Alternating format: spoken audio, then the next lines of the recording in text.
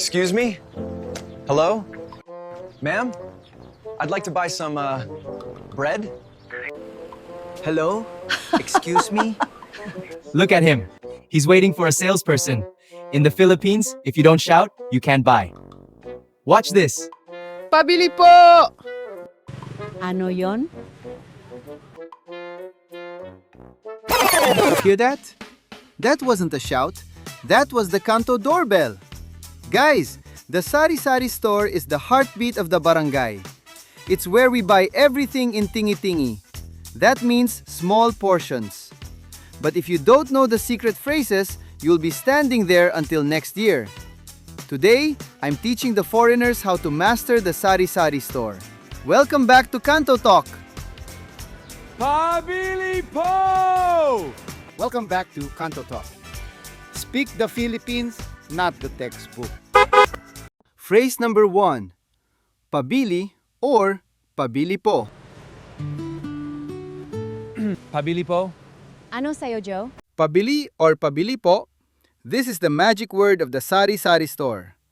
Pabili Po, it literally means I want to buy please, and always add po.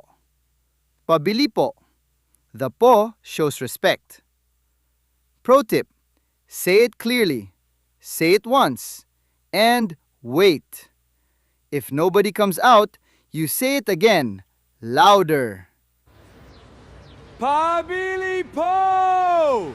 Maybe she is in the middle of something. Give her 10 seconds. Do not knock. Do not shake the window. She will come. Just wait. Phrase number 2, the Tingi System. Do you have a carton of 12 eggs? Wala, Joe. Per piece lang. The Sari-Sari store sells almost everything per piece or per sachet. This is called Tingi, buying in the smallest possible unit. This is not because Filipinos cannot afford the big bottle. This is because the Sari-Sari store is a daily stop, not a weekly grocery run. You buy what you need today, tomorrow you come back for tomorrow's needs. For foreigners, this is actually amazing. Buying Tingi is a local superpower. Here's your quick guide to the everyday essentials you can buy in small portions, from your morning coffee to your cooking basics. Per sachet: shampoo, conditioner, coffee, sugar, cooking oil, toothpaste. Per piece: egg, cigarette, candy, pandesal, battery, matchstick. Per small bottle: soy sauce, vinegar, fish sauce, patis. And when you order, be specific. Don't say shampoo, say Palmolive. Don't say coffee, say Nescafe. The brand name tells the ate exactly what you want: size, flavor, everything. Phrase number 3. The Magkano? Lola, magkano to?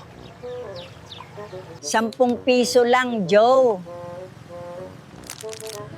Sige po, isa lang. Magkano? It means how much. This is your best defense against the foreigner's tax.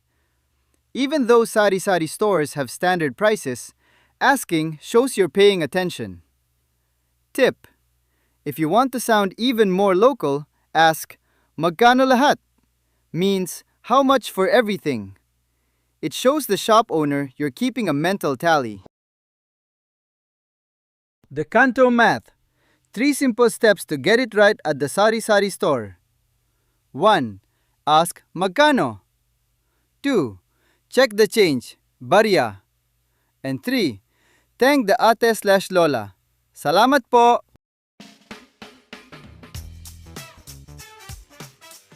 Congrats, Joe. Now you know how to buy in Sari-Sari store like a local. He's a regular now. No more supermarkets for this guy. There you go, mga katambay. 3 lessons. That is all it takes to survive any Sari-Sari store in the Philippines. Don't forget to like and subscribe. Ingat palagi and see you sa kanto.